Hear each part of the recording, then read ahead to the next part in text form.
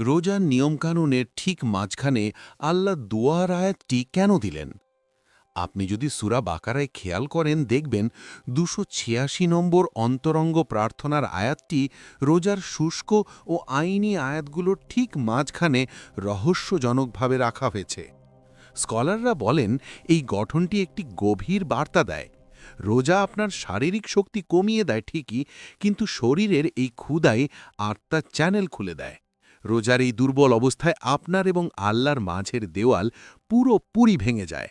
আজকালকার দুশ্চিন্তা আমাদেরকে এমন একাকী করে দেয় যে আমরা ভাবি আমাদের এই নীরব কষ্ট আর লড়াইগুলো কি কেউ আদৌ দেখছে। কিন্তু ক্ষুধার্ত বান্দাকে উত্তর দেওয়ার জন্যই আল্লাহ এই আয়াতটি এখানে রেখেছেন। তিনি আপনার এই কষ্ট দেখছেন। আপনার ক্ষুধাকেই আজ কথা বলতে দিন। আপনার দোয়া এখন সবচেয়ে বেশি শক্তিশালী।